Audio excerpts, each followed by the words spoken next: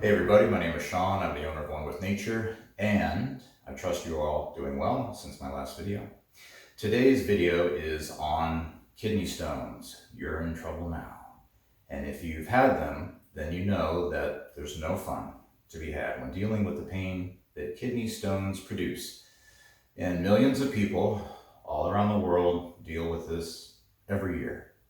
So if you happen to be stoned right now, I'm going to do my best to get you unstoned. So let's begin. If you are suffering from kidney stones right this very minute, you were scrolling through YouTube for help and you found this video, please read the video description below. I have a message just for you. It's going to save you a lot of time and a lot of aggravation.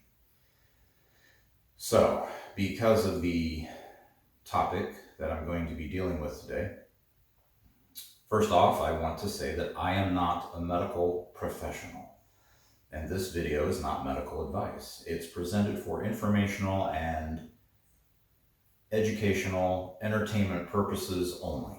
So if the thought of incredibly painful kidney stones entertains you, well, you're in the right place. So pull up a chair, get comfy. This is not going to be a short video. We're going to be here a while. So put the kettle on and let's do this. So, kidney stones. It feels like the devil himself is stopping by every 30 seconds to spit directly into your kidneys. It's extremely painful. It can drive people to the complete edge of what they feel they can deal with. Can't take it anymore. People use the phrase, "this too shall pass." That's of little comfort, not really a lot of consolation when you're dealing with the full-fledged pain of a kidney stone attack. So instead of the "this too shall pass," I am in the kick that stone's ass camp. Because if you don't or won't, nobody else is going to do it for you because it's inside you. You got to deal with it yourself. So in this video, I'm going to go over herbs, supplements, protocols for the two most common type of kidney stones. This is calcium oxalate stones and uric acid stones, which are really just crystals, uric acid crystals bonded on to each other until they reach a large size and start creating agony inside the body. And sometimes it's a combination of both calcium oxalate and uric acid. And I will show you ways that I would deal with these if they were in my body and I had to get rid of them. So I'm going to start off with simple protocols and that get more complex as the video goes on. Not really complex, it's just you having to obtain more products to deal with the situation. But the simple protocols are for times when you may not be able to get all the supplements I'm going to mention in this video and anything else you feel you need.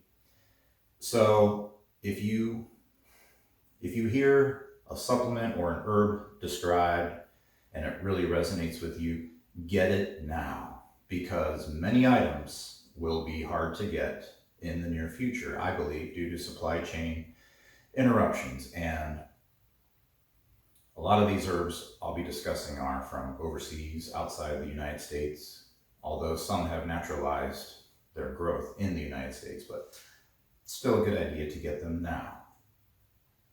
So I'm going to show you how I would reduce the pain of kidney stones, to dissolve or wear away the rough edges of kidney stones, to make them pass through the urinary system easier. I will show you what I would do to relax parts of the urinary system to allow for easier passage of an obstruction in the urinary system.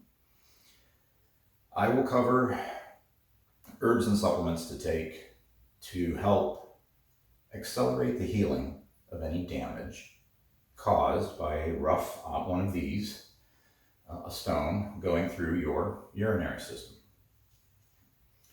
So throughout this video, when you hear me describe something, remember, this is what I would do if I had kidney stones.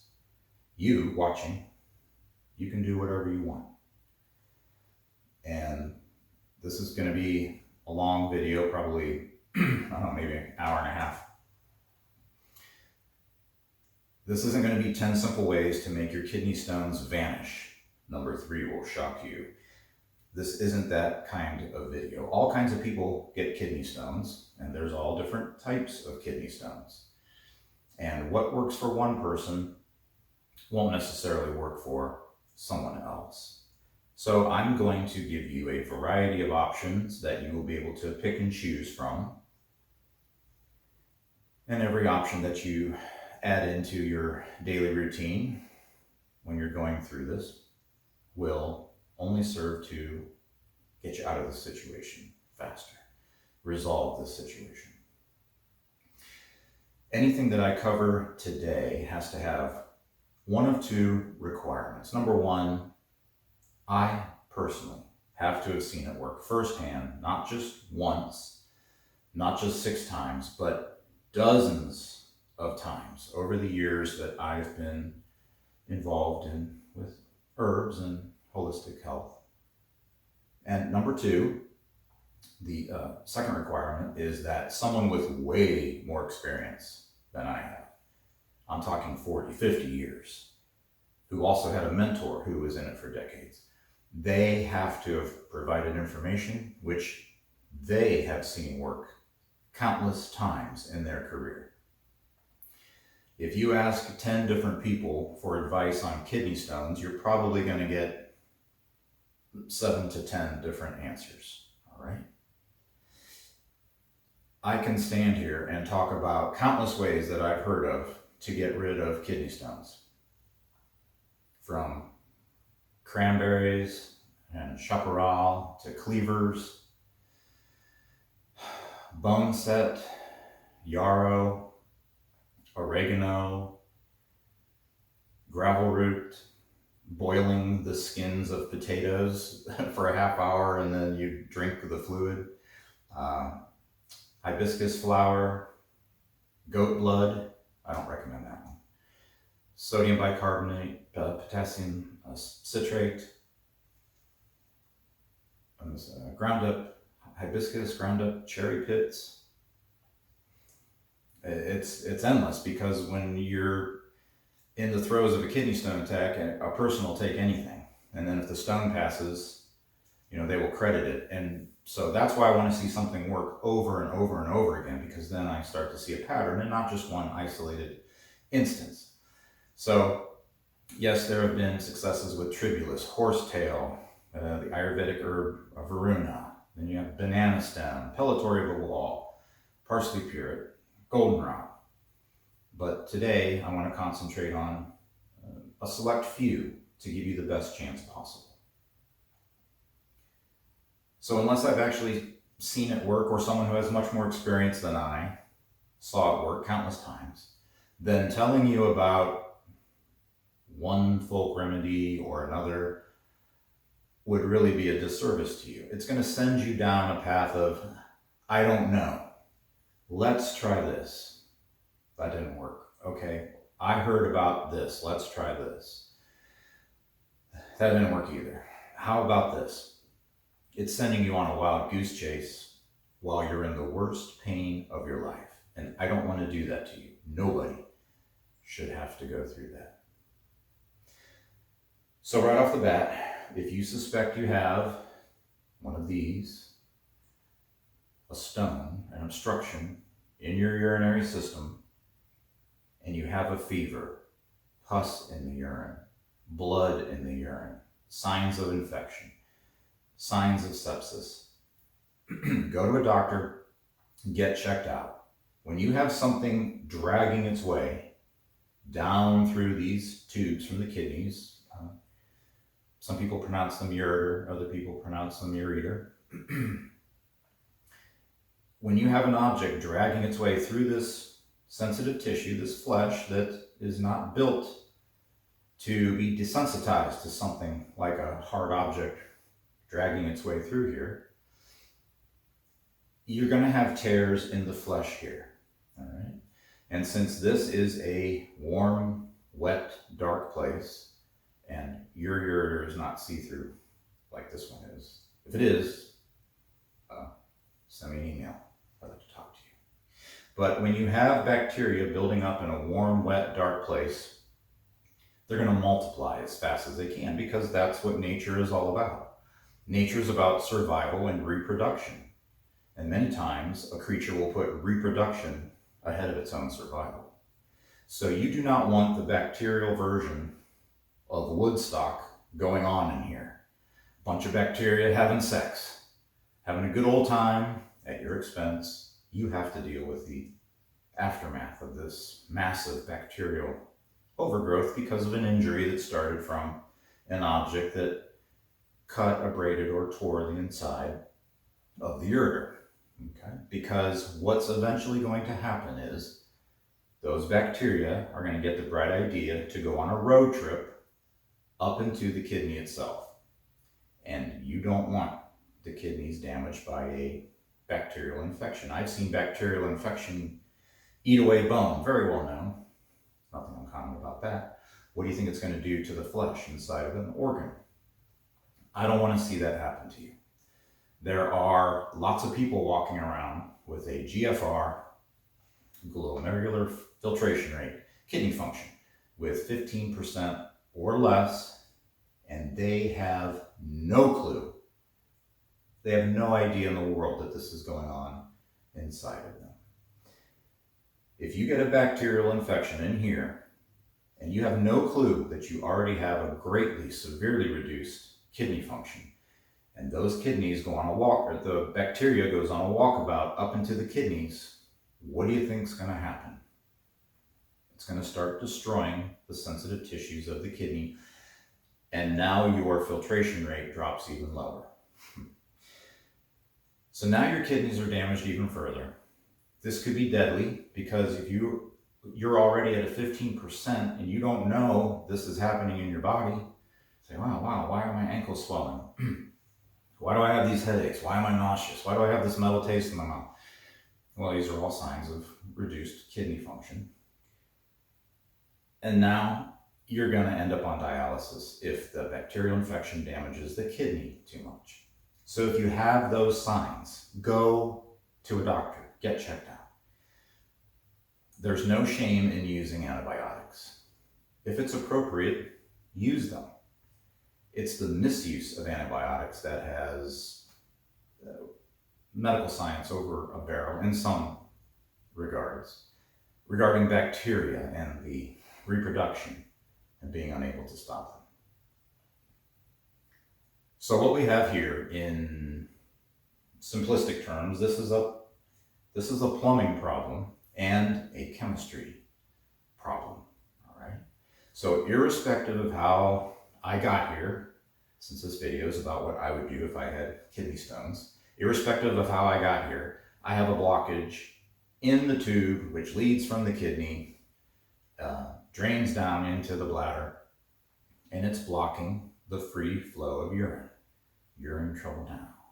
And thus this is creating a lot of pain right now. The free flow of urine, which occurs all the time, it's involuntary. We don't even know it's going on when it's draining from the kidney through the ureter. This is probably down to a trickle, and urine cannot flow out because a stone, an obstruction, is blocking this ureter. And not only that, but it's damaging the delicate tissues inside.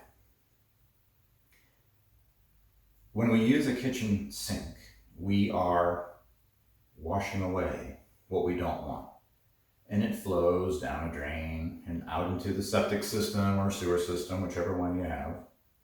And as long as that drain does not get clogged, we don't really care how it works. We're just washing away something we don't want. It flows down the drain. The sewer system deals with it. We don't have to think about it. Well, the kidneys wash the blood. They're doing it right now. While you're watching this, they're doing it 24/7. Every second of your life. Removing from the blood what the body doesn't want or need at that moment in time, or even generating something to put in the blood. But the waste or excess at that moment in time is sent down this drain into the bladder, out through the urethra, and it too eventually finds its way into a septic or sewer system. So let's say one day your kitchen sink is not cooperating with you anymore. It's clogged. It's a clog or obstruction in the drain. And the liquid in the sink, the wastewater that you don't want anything to do with at this time, it can't get out of the sink. When the drain under your sink gets clogged, it's very simple. You get your car, you go to the store, you ask, hey, where's the drain cleaner? Maybe you'll talk to an associate that works at the store, if you're lucky, and say, hey, which one of these is the best? They'll hand you a bottle, and you go home, you pour it into the sink, and this drain cleaner ideally does nothing to harm the kitchen sink, and it does no harm to the drains underneath the sink. But through a chemical reaction, this drain cleaner will still dissolve or wear away or make less rigid this clog or obstruction. And the clog shrinks in size or dissolves, and it flows right through the drain out into the sewer system. It's simple chemistry. When these drains become clogged, the waste fluid backs up as well. And there are substances, well-known substances we can take, which will do no harm to us, but they can still dissolve or make the obstruction smaller. Or, in some cases, you can make the tubes draining from the kidney, the ureter, you can make them slightly bigger, more malleable, so that the waste can freely flow through these drains and out to the sewer system. Okay. Now the drains under your sink, they are made either of a hard plastic or a metal. They are inflexible. If they are forced to expand or contract too much, they will crack, they will break, and wastewater will flood out onto your kitchen floor. And you're not going to be very happy, because this will usually happen at the worst. This will usually happen at the worst possible time. You're having the worst day of your life. Everything's going wrong, and on top of that, now a drain has started leaking or cracked, and now you've got wastewater just pouring out onto your kitchen floor, and you're losing your mind. All right? You've been there, right? These drains, the tubes, again, they're called ureters or ureters, depending on what part of the world you're from. These are made out of tissue, and this tissue has a layer of muscle built into it. And the action of a muscle is simply to contract or relax. Why is that happening in here? Why is there a muscular wall the length of this ureter? Because when this muscle expands and contracts, it is in a wave-like motion from the kidney all the way to the bladder. All right?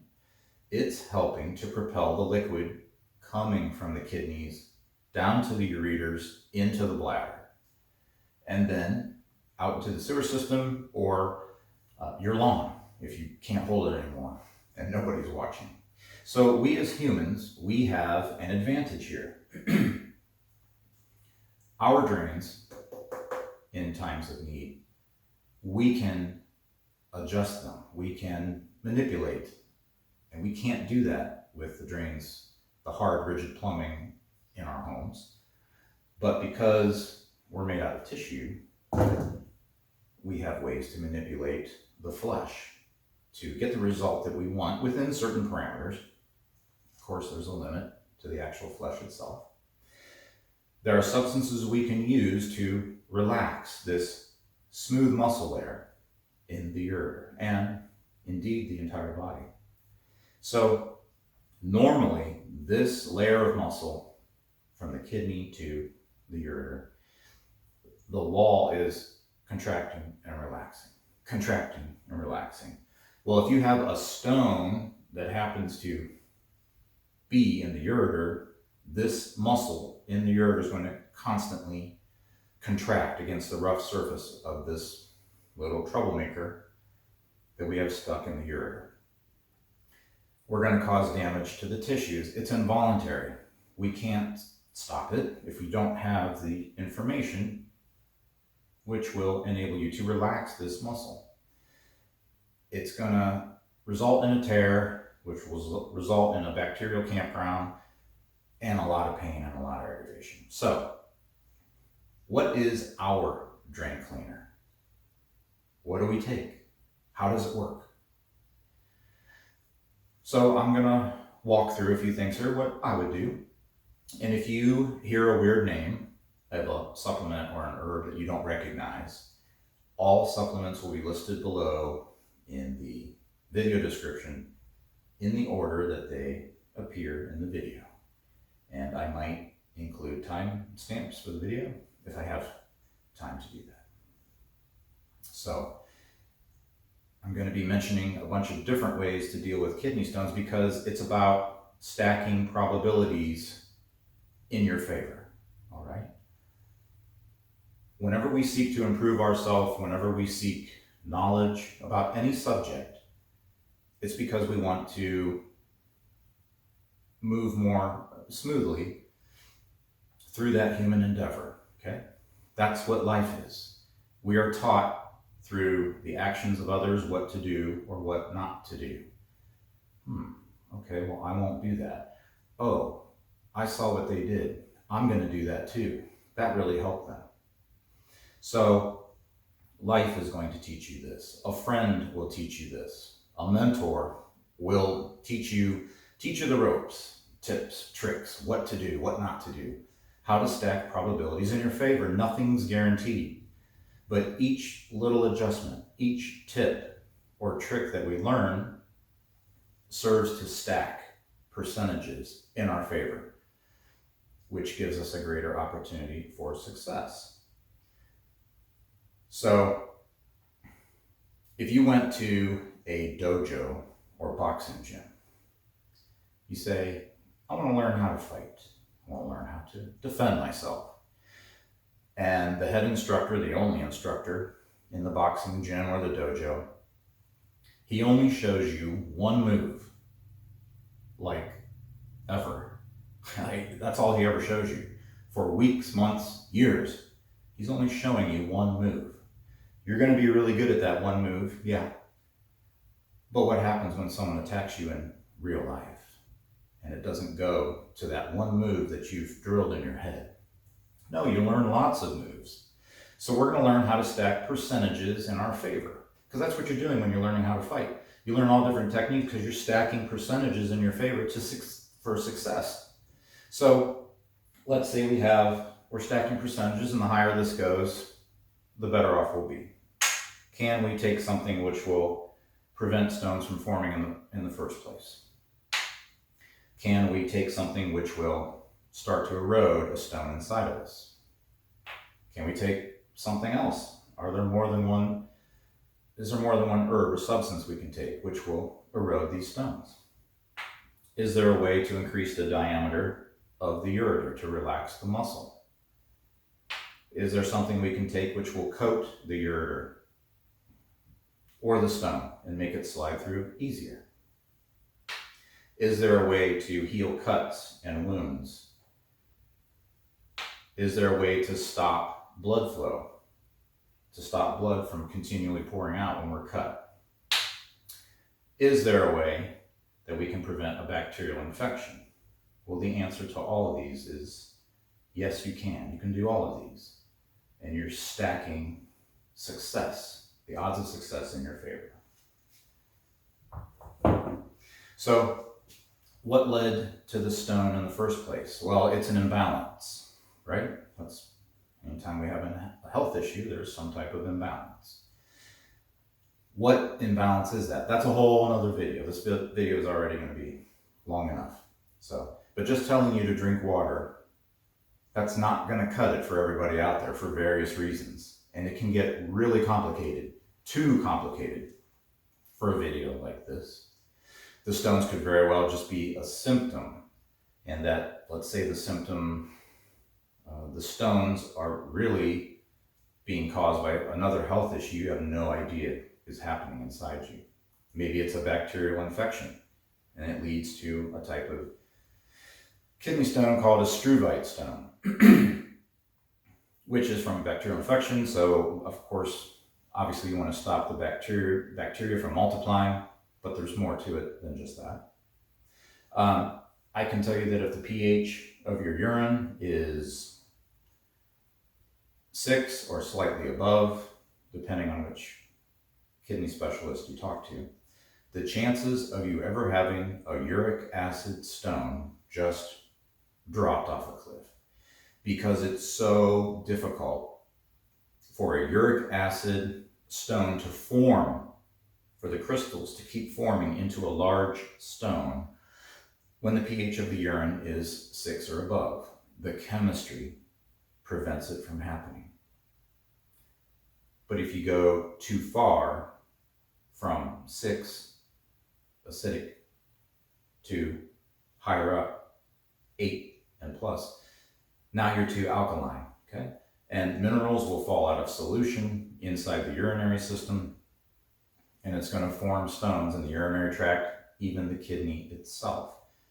And this would be calcium phosphate stones for sure in this instance.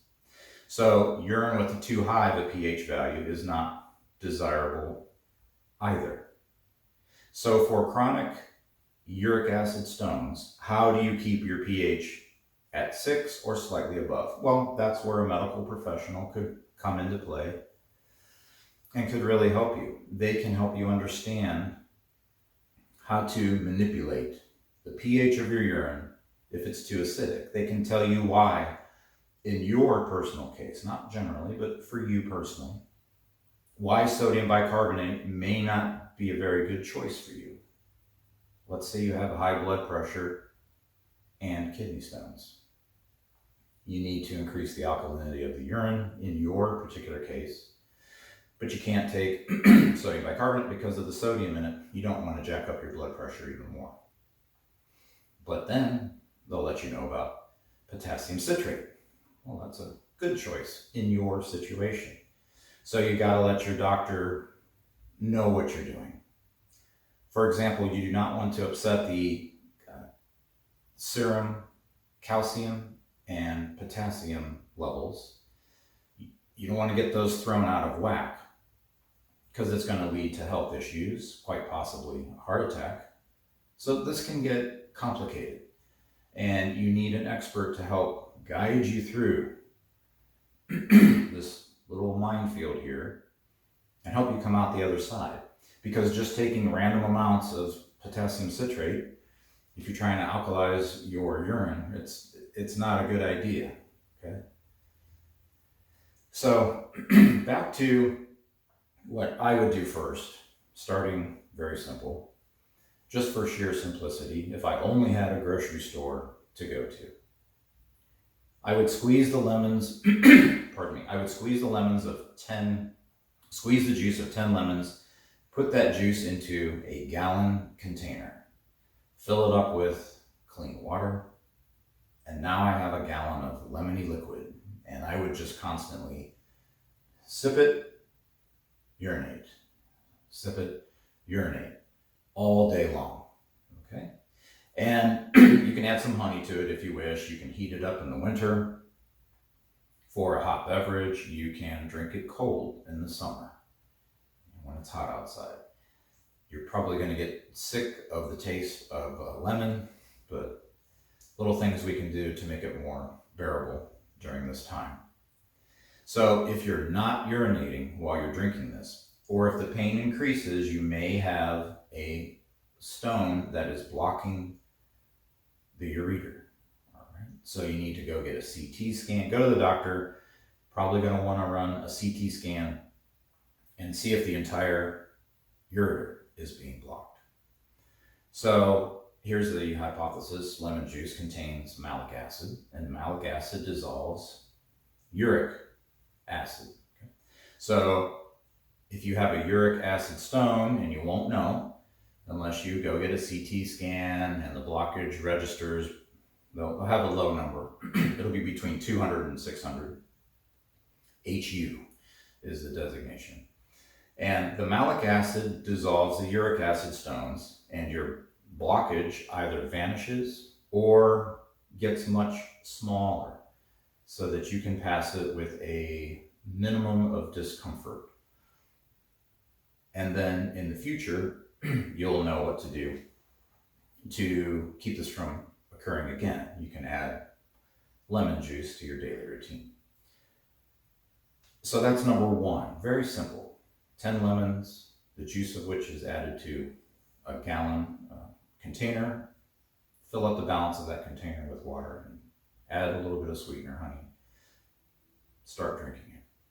So if you want to increase the odds of your success and still remain very simplistic now, you can add magnesium malate or magnesium citrate. And you would take around 250 milligrams 3 to 4 times a day. And magnesium helps you in more ways than just one in the body. The magnesium relaxes smooth muscle tissue in the body. All right, so this is good for, people know magnesium is good for cramps and as a relaxing agent before you go to bed. But the magnesium will inhibit the contraction of the muscles in these tubes, okay, which they do all the time. But the magnesium inhibits the tight contraction of these muscles. So not only will the muscular contractions be weaker, the obstruction can tumble through easier without the muscles just constantly clamping down on this jagged surface of this obstruction you have inside you. So that means, ideally, less cuts, less abrasions, less bleeding, less chance of bacterial infection in the ureter. And if you have fibromyalgia and you start taking magnesium malate, don't be surprised if you start having more energy, as magnesium malate helps with the Krebs cycle, with the generation of ATP, adenosine triphosphate, which is your cellular energy from the citric acid cycle in the cells, the Krebs cycle. So magnesium is very helpful for people in this situation, just as an aside. Now, if the stone is made out of uric acid, and uric acid stones are probably the second most common type of kidney stone, then the malate in the magnesium malate and the citrate in the magnesium citrate, if you choose to get that supplement instead, will help to dissolve these uric acid stones. And if the stone is the most common type of kidney stone, calcium oxalate, then this is what happens. This is some more of the chemistry I was talking about earlier, and it's just it's a chemical solution, a chemical reaction that we can employ to our benefit, and it's very simple. When you eat the magnesium malate, and it's a capsule or tablet, of course, the magnesium ends up in the urine, and the urine containing this magnesium malate basically washes around this stone as it goes towards the bladder and out the urethra. And when this magnesium malate washes over this calcium oxalate stone, a chemical change begins to take place. Calcium oxalate is insoluble. You can drink all the water you want and flood it past the stone. It's not going to help dissolve that stone. In fact, it could get bigger in size. But the magnesium malate starts displacing, through chemical reaction, starts displacing. It kicks out the insoluble calcium oxalate, and it starts turning it into soluble magnesium oxalate. And this will start at the edges of the stone. So you have a stone and you have these rough edges, and the solution of the solution of the magnesium malate will come in contact with the thin edges first. And because they're thin and they're at the extremity of the stone and they're less substantial, they're going to start to wear away and dissolve and break off.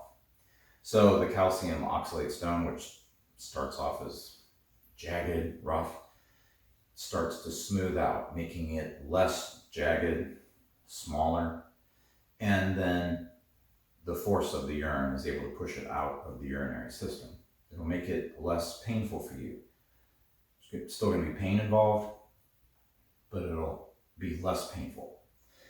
Magnesium oxide is very cheap, very popular, very available, but it doesn't work as well as magnesium malate because you want the malate or the citrate. Magnesium glycinate is probably better absorbed by the body than magnesium malate, but again, it doesn't have the malate in it, and you want the malate because it helps with both the uric acid and the calcium oxalate stones. Magnesium citrate, if you can't get magnesium malate, yes, that will help here. My personal choice, since we're talking about what I would do, is magnesium malate. But I can easily switch over to magnesium citrate if I feel I need to at any time because they're easily available. So that's my preference. So we're talking about reducing the size of this obstruction. So by way of illustration, here is a schizanderberry, and here is a cacao bean. All right. Now this plastic tube, the inside diameter is the same inside diameter as the ureter in your body. This is larger just for demonstration purposes, but so I think you can begin to see the problem. It's not going to fit. The schizanderberry is smaller than the cacao bean. Yes, but look at the shape. The schizanderberry has a rough, jagged surface, and the cacao bean is larger, but it has a smoother profile. So even though the cacao bean is larger, it will pass through the urinary system easier, through the ureters, into the bladder, and out the urethra. There's still going to be pain, there's going to be discomfort, but the cacao bean shape is less prone to ripping, cutting, abrading, creating a bacterial infection. We want to just get it sliding out. So ideally, we want the stone to get down to a torpedo-like shape. And that's the goal with the lemon juice, the magnesium, and all the other herbs, which I'm going to be mentioning in this video. The holy grail is the complete dissolving of the entire stone, just turning it into grit, and you pass it and it's done. But in more cases than not, rounding out the obstruction will be the ideal result. All right.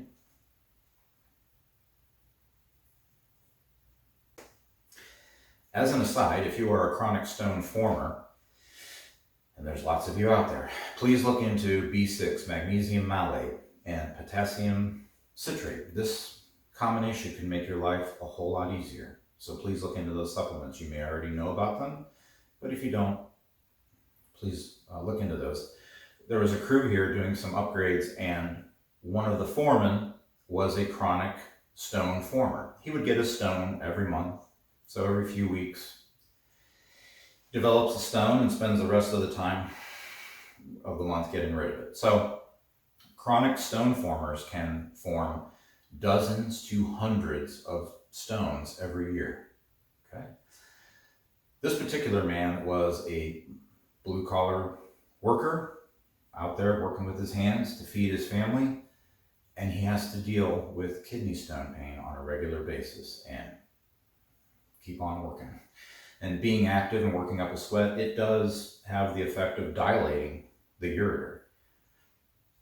So the work is beneficial, but you can't work 24/7. You got to stop some time you have to rest, and then the pain sets in. And I spent a lot of time talking to this guy, and I found out he was a lot younger than I am, and it aged him. It really aged him. Not good. Chronic pain can age you. How? Because vitamin C helps balance collagen and elastin in the skin. And vitamin C is crucial for the operation of the adrenals. It's also crucial in the formation of collagen. So when you're in chronic pain, the adrenals kick in to help you deal with this pain, adapt to the pain. And the adrenals use up all of the vitamin C in your diet, if you even have any, because the adrenals love vitamin C and they need vitamin C. So they're just gobbling up all the vitamin C to deal with the pain. And then you have no vitamin C left for the maintenance, balance, formation of collagen and elastin. And you get wrinkles. And I don't want that to happen to you. I didn't like seeing that, pardon me, happen with this gentleman. So I helped him the best I could. And it's not about being vain. It's not about exterior appearances. Oh, well, it's just wrinkles. What you see on the outside, that's also happening on the inside, because the vitamin C, because it's essential with the formation of elastin and collagen, it helps with both of those. We're talking about the cardiovascular system, the lungs, connective tissue. So it affects more than just the outside looks, your outside appearance. So magnesium is a good thing to add anyways, because magnesium is needed for so many different functions, hundreds of functions in the body. And I'd bet money that 50-60% of the people in the USA are magnesium deficient. And that's tissue magnesium. Testing serum magnesium does not generally reflect how much magnesium is in the tissues. Which is not optimal. But in this case, it works in our favor, because when we take the magnesium, in this case, we don't want it in our tissues. We want it in the urine to deal with this stone so it can wash past and change its chemical structure. So a lack of magnesium, a lack of silica, boron deficiency has been linked to kidney stone formation, selenium. These are just 4 common supplements that many people should take, or get them from your diet. There's various ways to get it. So lemons and magnesium malate, that's what we have so far. Now these are easily available. Even at Walmart, you can get lemons, and then you can get magnesium malate or magnesium citrate. These are easy to get. It starts working right away. So if I had no access to herbs, that's the first thing that I would do in the case of a obstruction in the urinary system. So let's get into the herbs. Our first herb is a very important and useful herb for the kidneys, the urinary system. And it has a long, long history, and it was used by the eclectics in the 1800s and Native Americans long before that. And this is called Hydrangea Root. And you can get this in capsules, Walgreens, Walmart, Amazon for sure will have these, and then you can get it at many other vendors. Other retailers will have Hydrangea Root. And you're going to want to keep on drinking the lemon water. Keep on taking the magnesium malate or the magnesium citrate. And now we're adding in Hydrangea Root capsules. I personally would take 4 capsules 5 or 6 times a day. If I felt I really needed it, I would go up to 4 capsules hourly if I was in severe pain. And this capsule size, it's commonly 500 milligrams or 750 milligrams each. And to begin with, I'd probably only take 2 capsules at first and see if it gave me any dizziness, any chest pain, nausea. gastrointestinal issues. But people with kidney stones you already have all those issues anyway, because kidney stones can trigger projectile vomiting. This is known as renal gastric reflex. It's a safety mechanism by the body. The body says, oh, my kidneys are under attack. I wonder if it's something that he ate. Well, I'll just make him puke and we'll get rid of that. And so you end up vomiting. That's one reason. Then you can have projectile diarrhea. And if you're really lucky, you get both at the same time. It's not a fun time. It's nightmarish. So you can get tachycardia as well when you're in severe pain. And none of this is good. But always check for contraindications before you purchase or take any new herb. I wouldn't want to make things worse for myself because I'm already in bad shape with a bad kidney stone attack. All right. So Hydrangea Root is a diuretic. It's going to help move out all that lemon water that you've been drinking. And Hydrangea Root contains saponins, and saponins are the soapy, sudsy chemical constituents, chemical compounds, which help to break down, soften the outer jagged edges of a stone. And I talked about saponins in my Yucca Root video, which was years ago, has to be probably 5 years ago or so. But Hydrangea Root has come to the rescue many times for people who are dealing with kidney stones. It's been a key factor in people wearing down and passing kidney stones.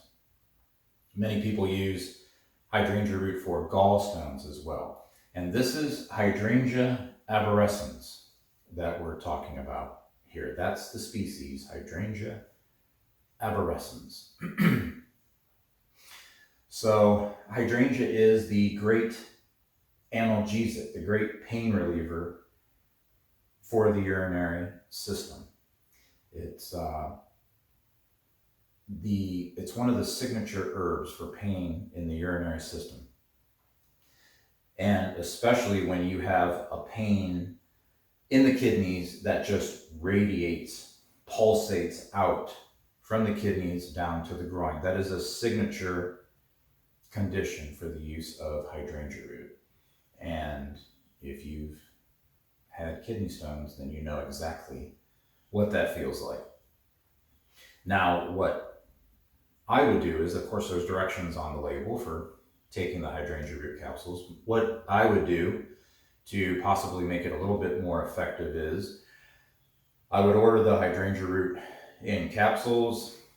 I would open up the capsules, dump it into, say, 8 ounces of water, stir it up really well, and then I would just let it sit for 4 to 6 hours. And over that 4 to 6 hour time span, there's a chemical change which occurs, and the water changes, and the Hydrangea Root changes through the intermingling of both of those substances, and ideally the Hydrangea Root becomes more effective. So then 4 to 6 hours later, I would drink it, but I would already have batches made up, planning ahead throughout the day. Okay. So if you've gotten to the point where you're completely exhausted, you're probably not going to be able to sleep very well, but eventually you're going to get to the point where you're exhausted and you will sleep for a length of time. You're going to want some of this made up ahead of time so that when you wake up in the middle of the night or the middle of the afternoon or whenever, you'll have some ready and you keep the cycle going. If you cannot find Hydrangea Root, or if Hydrangea Root makes you sick, try Yucca Root. It also has saponins. It's a pain reliever. It's an anti-inflammatory. Yucca Root stimulates the production of prostaglandins, anti-inflammatories. Well known. Yucca Root, well known for helping people with kidney stones. And yucca supports the adrenals as well. But as always, check for contraindications before using any herb or supplement, because you're in a critical time right now. and you don't want to add more problems onto what you're already going through. So if you're having intense pain because a stone is stuck, another very easy herb that we can get at the grocery store, get a big chunk of it, is ginger root. So send somebody to the grocery store, get some big pieces of ginger root, and cut it into slices. Take those slices, drop it into a quart of boiling water, and then you remove the saucepan from the heat, turn off the stove, cap the saucepan, and just let it sit there and let it cool. Now this is going to be for a topical application, so you want it cool enough that it will not give you a burn, but you want it to be hot enough that the ginger penetrates the skin. It works really good when it's a hot solution.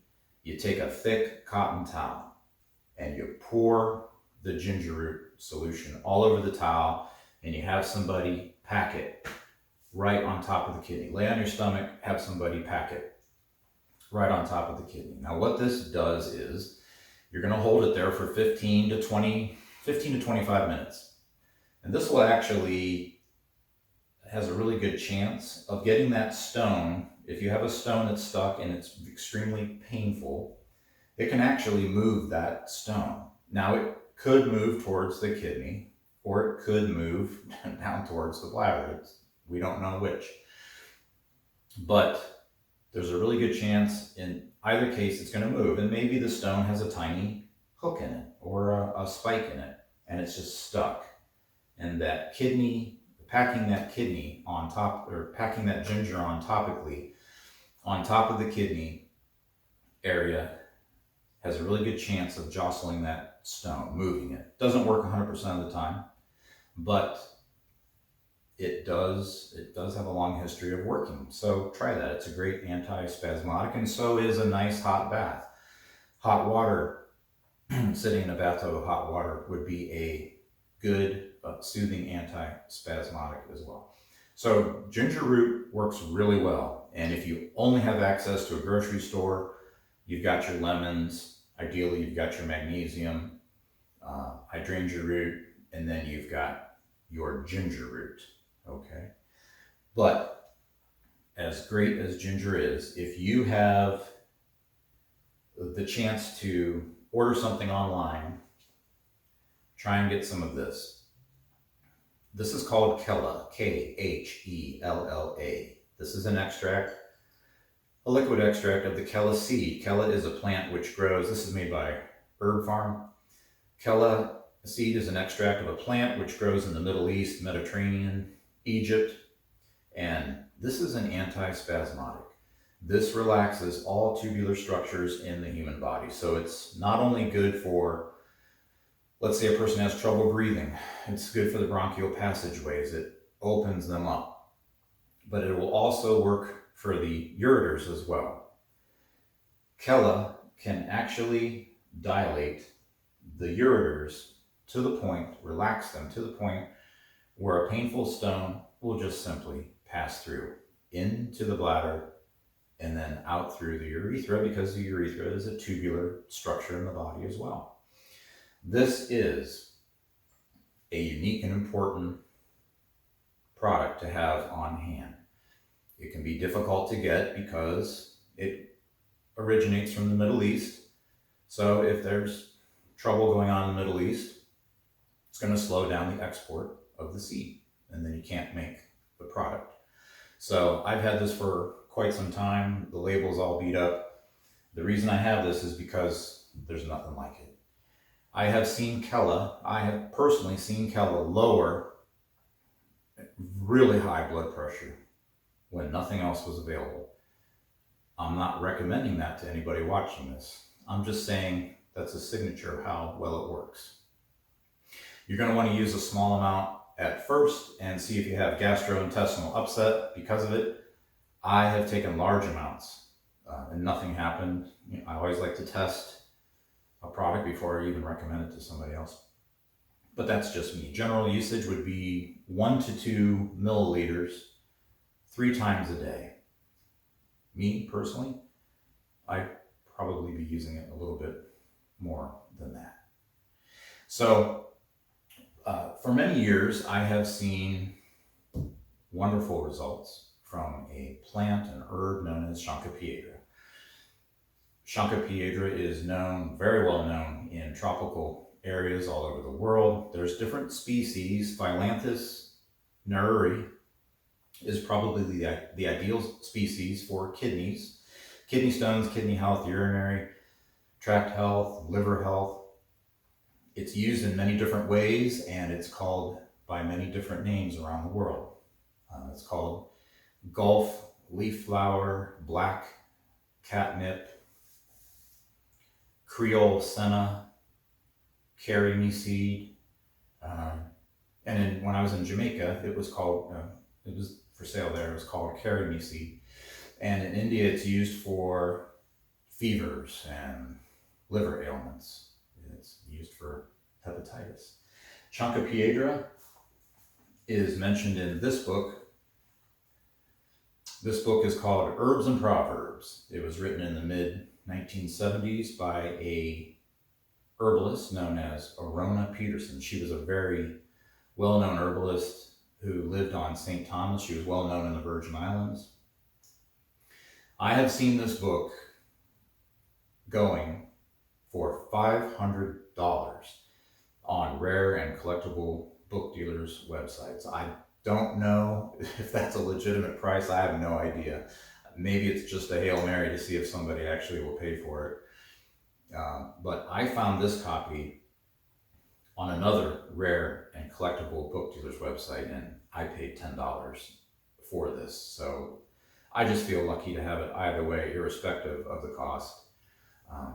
I don't know the truth. I went online and looked right before I made this video, and I didn't see it available. I checked 7 different vendors online. I didn't see it available anywhere. And in this book and in St. Thomas, Chanca Piedra is called cane peace senna, P-I-E-C-E, cane peace senna. Sometimes it's spelled cane peas, P-E-A-S, senna.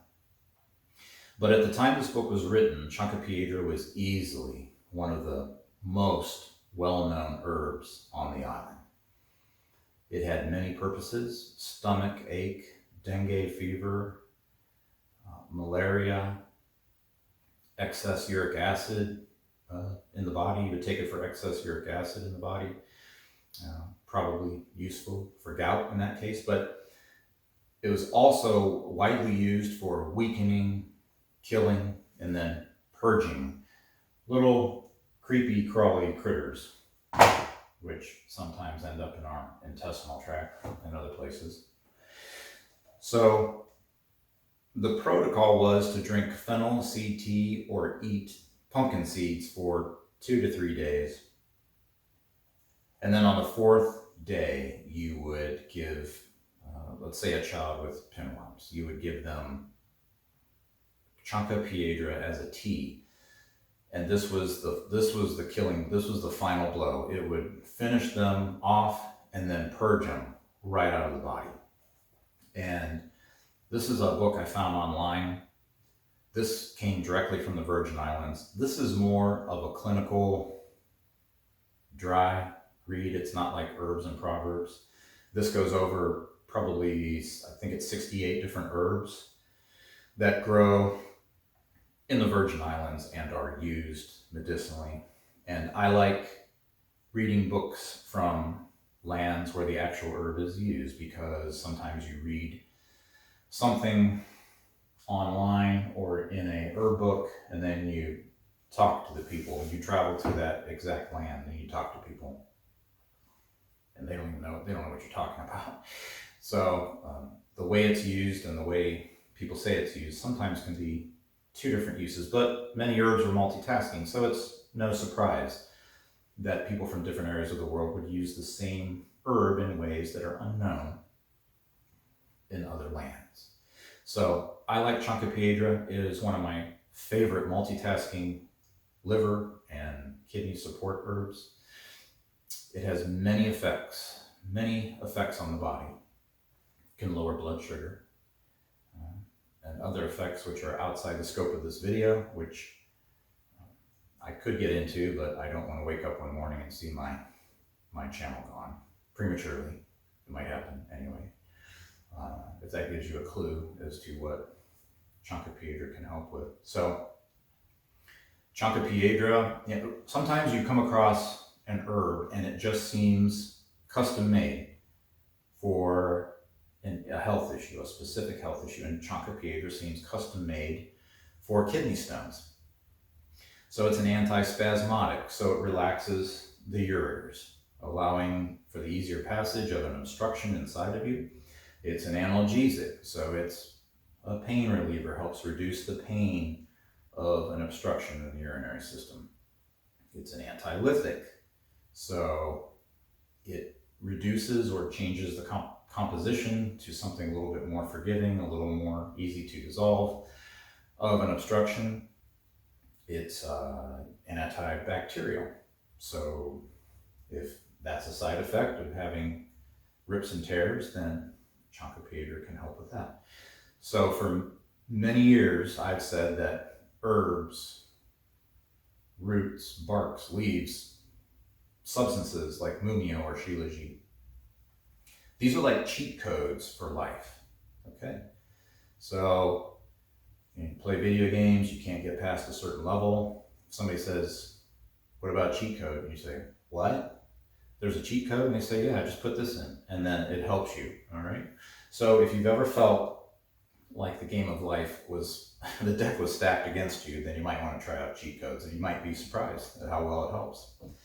And when I was in Costa Rica, I was on the beach talking to a very nice gentleman, and he lived in Costa Rica. He worked for one of the large tour operators in Costa Rica, and I got to talking to him, and he found out why I was there and why I travel around the world to see how people in different lands use these things that everybody else calls weeds, but we call them miracles, don't we?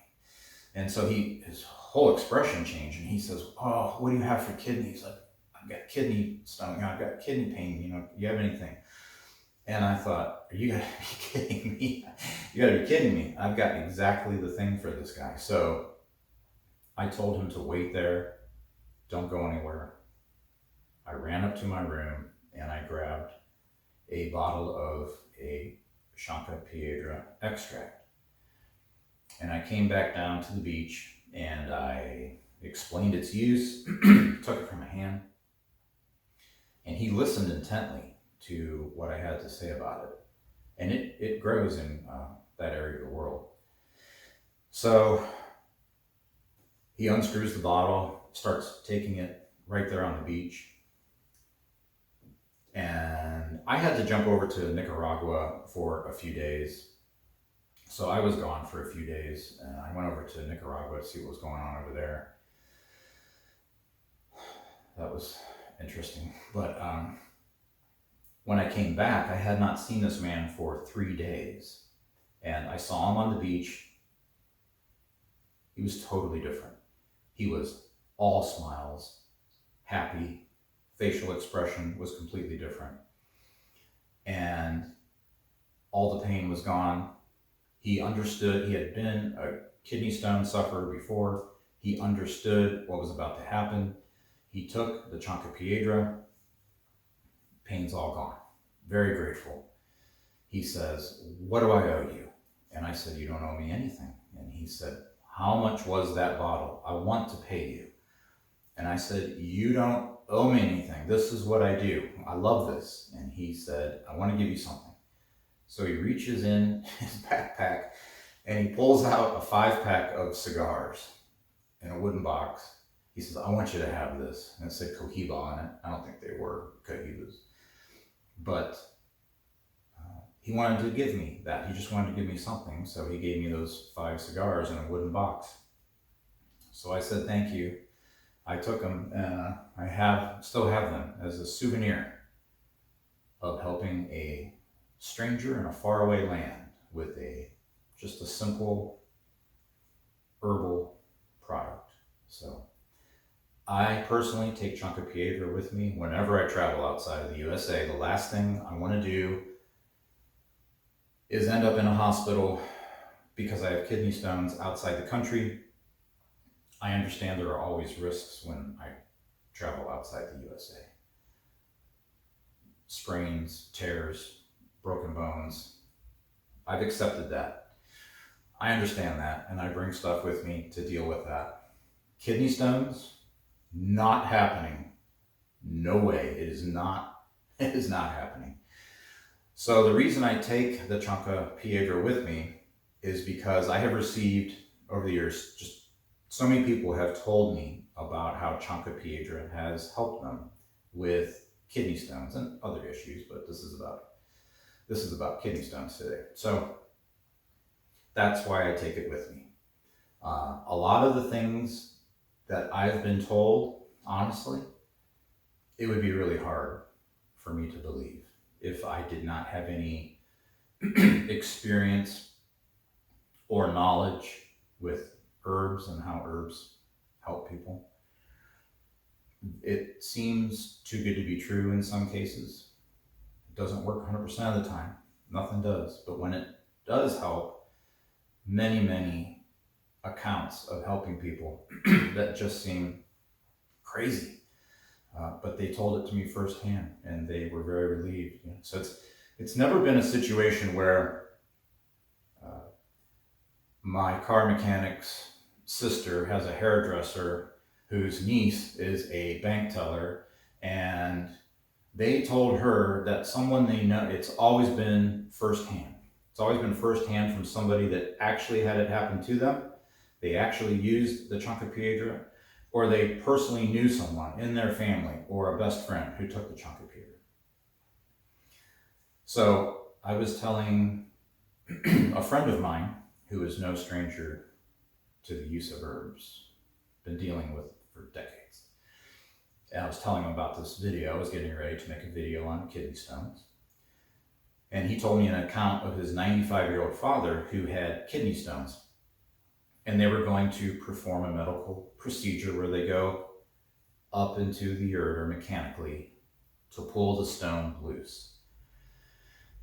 So the father, the 95-year-old father, was given Chanca Piedra. The stones passed. And so my friend went a step further, and he actually got the medical records from the Veterans Administration, from the VA. And he sent me transcripts of what the medical team at the VA had found. And his dad had 2 kidney stones in his right kidney. One of the stones had a hook on it. So they gave that stone a low probability of ever passing out. And they were preparing to go up in there and extract it mechanically. But this 95-year-old man took the Chanca Piedra, didn't need the procedure. And of course his son, my friend, was very relieved, didn't want to see his 95-year-old dad go through a medical procedure like that. Nobody would. And I have received many accounts, many times over the years, and I have some right here. I printed these out because I wanted that somebody took the time to send these to me. Different people took the time to send these to me. So I want to read it as they sent it. A man, 68 years old, had infection in the urinary system. Did not know he had kidney stones, had no idea. But an ambulance had to take him to the hospital because the pain was so bad the man couldn't stand up. So he went to the hospital and they discovered the stones. They cleared the infection with antibiotics. So that's what I was saying earlier. If you have an infection, it gets to the point where sometimes you gotta have medical intervention. So he took a round of antibiotics. So they discover while he's there in the hospital that he has multiple kidney stones. He's in the hospital for a week, clearing up this urinary tract infection. Now they want to perform lithotripsy, shock waves, to break the stones down. The guy says, no, that's not happening. So he goes home and he starts taking Chanca Piedra every day. Takes 1 dropper full 3 times a day. So that's probably 40, 45 drops 3 times a day. I think that's a little on the light side. Me personally, if this was happening to me, I would be taking a dropper every hour, maybe even every half hour. But I think it's noteworthy that even at this small amount, it apparently helped him. So 1 dropper full 3 times a day. After a week, no more pain. Goes back to his doctors to give a urine sample so that they can look at it for bacteria, see what the amount of bacteria in the urine is, make sure the infection in the urinary system is gone. The guy tells his doctor, look, I've been taking this stuff called Chanca Piedra, and I think it's really helping with my kidney stones. And the doctor says, and I quote, absolutely, if you're taking Chanca Piedra, keep on taking it, even as a preventative, because it helps all urinary problems. I can't suggest Chanca Piedra openly because of the medical association. It's a natural product. But if you know about it, keep taking this. And this was told to me by someone who knew this man personally. I about fell out of my seat when I heard that. I think that's great. Another lady sends me information. She says she has relatives down in Mexico. She has shipped Chanca Piedra down to one relative in particular for kidney stones. They took the Chanca Piedra, no more pain, no more discomfort. There was no follow-up. That was quite some time ago. No problems since then. A man I know who lives in Texas had terrible kidney stone pain. He said it was one of the longest nights of his life. He had Chanca Piedra. Now, this Chanca Piedra was in a formula. It was in a multi-ingredient formula, but Chanca Piedra was one of the main components of it. So rather than taking just a couple droppers, what he figured was, since there are other ingredients in this formula and it's diluting the Chanca Piedra, I'll just take more of the formula, okay? So he said it was one of the longest nights of his life. He had Chanca Piedra in a formula, a multi-ingredient formula. Took 1 teaspoon every hour all night long. Finally, he's so exhausted he falls asleep, wakes up, passes the stone. Gone. And there's a lot more. You can read a lot more of these accounts. Those were given to me personally, but there's a lot of accounts on the internet. And honestly, it gets repetitive because you're reading the accounts of how this has helped people, and you just start seeing the same result over and over again. And that's why Chanca Piedra is one of my favorite herbs for this situation, and that's what I would use. So, pardon me. So, to help the environment in the urinary tract become a little more moist, a little bit more slippery, now we have Marshmallow Root, the great demulcent in herbal medicine. This is very common in the United States. I don't think you're going to have an issue getting Marshmallow Root, even if things get interesting here over the next few years. But Chanca Piedra is beginning to be naturalized in a few of the southern states. So it's reproducing, and I believe you can find Chanca Piedra in Texas, Florida, maybe Georgia. But with the Marshmallow Root, what you want to do is you want to take a couple tablespoons of the Marshmallow Root powder, put it into a quart-sized container, fill it with water, and shake it like crazy all throughout the day.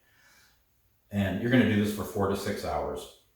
And you should have a slippery, slimy concoction. If it's not slippery and gooey and slimy, keep adding more marshmallow root powder to the water until it is. And you can put your fingers in and it'll feel slick.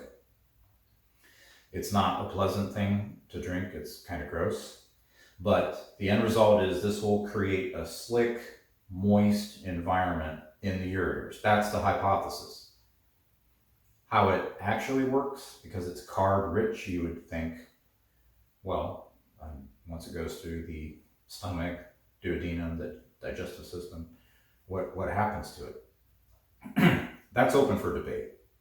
But work it does. And there's nothing like marshmallow root for the physical and the energetic action in the urinary system. Amazing, amazing stuff. And as of right now, easy to get. So I mentioned lithotripsy just a bit ago. Lithotripsy is a procedure where sound waves are directed at the kidneys or the ureter in order to break up large, impassable stones into smaller pieces, bite-sized pieces.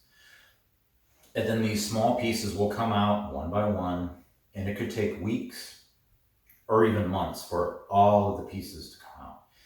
But if you want to make sure that you're getting all the fragments out, because a very small piece left behind will actually, you can think of it as the foundation stone for a new, larger stone. And then you have to start the cycle all over again. And you don't want that. You don't want pieces left in. So this is where the great herbal diuretics come into play. Chanca Piedra is a diuretic, but you're probably sick of Chanca Piedra at this point. Probably sick of the taste of it. So what we have are, pardon me, I'm not used to speaking this long, uninterrupted. So what we have are many herbal diuretics, and my personal, what I would use if I had an obstruction in the urinary system would be nettle leaf. Nettle leaf is a diuretic, but it's also a well-known supporter of the adrenals, the kidneys, and it also contains, nettle leaf also contains magnesium and potassium. So magnesium displaces the calcium, creating magnesium oxalate, which is, as we discussed, soluble in urine.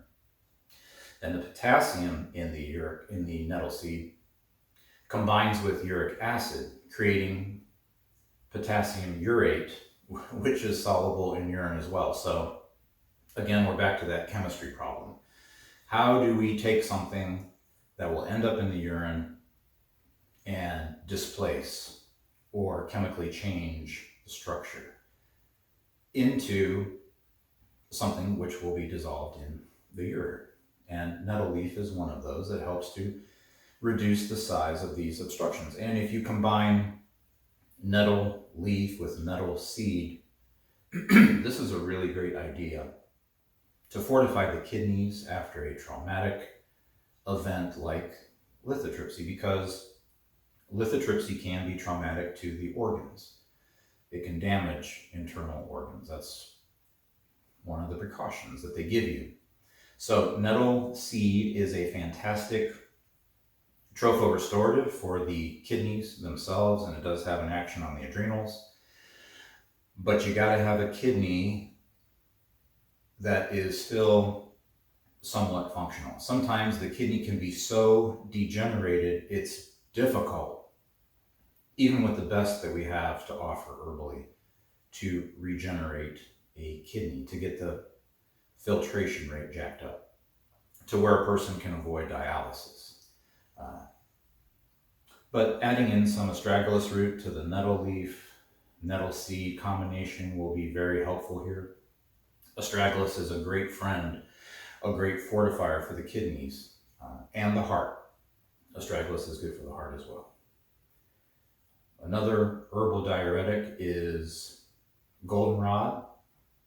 Solidago is the Latin, and then you'll have various names after the solidago, depending on the species, depending on what type of goldenrod.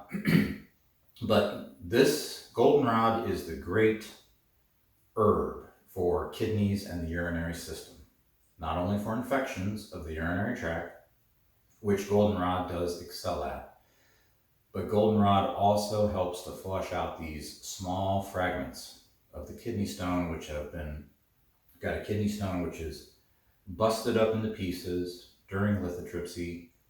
Goldenrod is a great herbal diuretic to flush these little pieces out. Goldenrod it's known in the USA, but it's not as well known as it is in Europe, Germany, Switzerland, the UK. It's a preferred herb for the urinary system in those countries. And to make a tea of goldenrod, you would take a teaspoon of the dried goldenrod and you would add it to hot water, make a tea out of it, let it separate out into the water, and then you would drink that. And me personally, I would do this 4 times a day for a week or so, but that's just what I would do. So here we have plantain leaf. These are a little wilted. I picked them yesterday. And plantain leaf, I made a video about probably 5 or more years ago talking about plantain leaf. And you want to use this as a combination in a tea with this guy here. This is Yarrow, the great Yarrow. 10 seconds outside my front door, there's 25 or so Yarrow plants just flourishing, and next year there's going to be 35 or 40 because it's growing like crazy. So I rescued this one last summer, and then it sprouted. I forget why I rescued it, but then it died and then sprouted back up again. And Yarrow is really great for stopping bleeding. The leaves have this unique camphor-like smell. When you crush the leaf between your fingers and you smell it, has this camphor-like smell. And the leaves look like capillaries. It looks like a tiny little capillaries, very thin, spreading out. So if you're into the doctrine of signatures, that's a confirmation for you. Yarrow is really great for stopping bleeding, even internally, which makes it ideal for today's topic, because this will happen to many people. When you've got something dragging its way down the ureter or the urethra, you're going to have bleeding. So this is great for stopping bleeding. It's an astringent. I have used Yarrow to stop bleeding when I was injured. 2 weeks ago, I had just put a new blade in this knife, and I went to grab it, and it slipped out of my hand, and it fell straight down, and that blade sliced the back of my ankle right next to the Achilles tendon. It just opened it up. I was wearing sandals. There was no sock to protect it. And the amount of blood that came out of such a small wound, I couldn't believe it. It just poured all over the place, and I thought, wow, that's really something. I was like mesmerized by it. And I thought, well, I can go upstairs and get the clotting powder that's on a shelf somewhere. I know I've got packs of it. Or I can walk 10 seconds outside my door, grab a leaf of Yarrow and chew it up, slap it on that cut. And so that's what I did. And I took a large leaf right out of this planter here. I think there's a frog in here somewhere. So a frog's probably going to jump out during this presentation. I hope not. But so I took a leaf directly from here. I couldn't believe how fast it stopped the bleeding. And then I use butterfly stitches to pull the wound together. And it has healed fantastic. I just put a bandage on it. I have before and after pictures. I might make a video or include the pictures in a video. And you can see where it's just, I just took some packing tape and covered it really fast. And then you can see before and after, and there's just no blood. It's just clean. It's a clean wound. I've seen it work before, but that was a pretty deep wound. For years, I was in hand-to-weapon for years, learning how to take apart the human machine. And then now I'm doing the opposite. I'm putting the machine back together, helping people put them back together. But I was trained in that for many years. And I would carry an herbal spray with me that contained yarrow, plantain, gotu-kola, cayenne pepper. Because eventually, when you're working out, somebody's going to get an injury, a cut, and you don't want to roll around in somebody somebody else's blood. We would work in a small park not far from here, and nobody even knows about this. It's off the beaten path. Not very many people know about this park. We would work out there. Eventually somebody would get stung by a bee, a fire ant, or some other creepy crawly. But in the spray I had this heavily concentrated cayenne pepper oil, a red oil. And then, like I said, I had yarrow, apple cider vinegar, plantain, gotu-kola. And when someone got a really bad cut, you could spray it on that, and you would watch the blood go right back inside the body, because the cayenne pepper equalizes blood pressure in the immediate vicinity, and it would dilate the capillaries, create a vacuum, and that pool of blood, that mini pool of blood, would be drawn somewhat back into the body. And yarrow is very useful for altering blood flow. Plantain is the great cooling, soothing herb for wounds. Gotu-kola is for a signature for when the skin is red, hot, injured, inflamed. That's a good time to use gotu-kola. So a tea made out of plantain and yarrow, probably just a 50-50 of the dried herb, each one, will do wonders for a damaged urinary tract because of the astringent action, the ability to stop the bleeding or to reduce the amount of bleeding, the cooling, moistening, soothing action that it will have. I think plantain really doesn't get the respect it deserves. If it grew on the side of a mountain in China, and that was the only place in the world that it grew, you'd probably be paying $75 a pound for it. As it is, it's everywhere here. I can pick it all day in my lawn. Plantain is good for infections, infected teeth, infected wounds. It has an astringent action, a pulling action that removes pus, impurities from wounds. It's good for intestinal infections. This is one of the great moistening, soothing, cooling herbs. So equal parts will get you a tea, and you can get yarrow and plantain in bulk packages. They're both easy to get. Plantain costs, for some reason, even though it's everywhere, costs more than yarrow right now. And apparently, yarrow is easy to grow because I haven't killed this thing yet. So if I haven't killed it yet, here, let's get you a drink. There you go. Thirsty. Yeah, if I haven't killed it yet, then it must be easy to grow. So one last note, if you are in the UK watching this, and I know you're out there because you send me emails asking questions after you watch my videos, you and the guys from the Netherlands. So if you have a kidney stone, find an herbalist and ask them to make you a formula with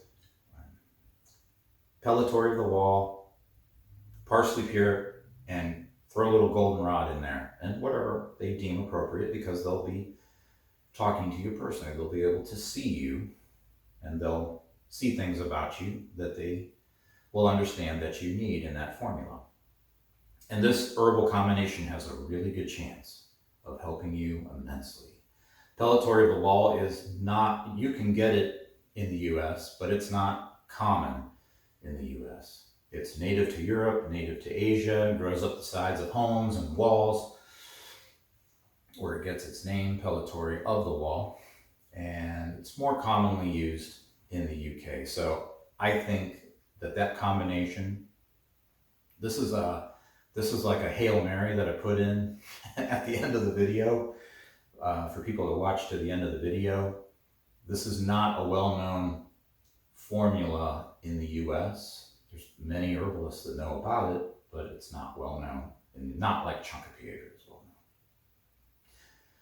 So thank you to the person that sent me the email and told me about that. My investigation bore fruit, and was very happy that you sent me that information about this not very well-known formula for kidney stones. And again, I'll have the names of those herbs down below in the video description.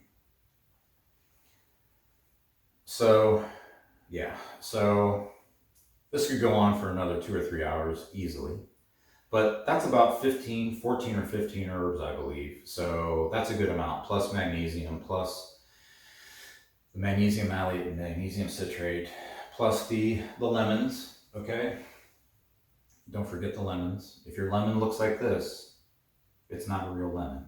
Somebody crocheted it. Okay. So put this guy down there. So you got the lemons, the malate, the citrate, and then you have all the other herbs that we discussed. All right. So I think that's a good time to wrap this video up. My name is Sean. I am one with nature, and I will see you in the next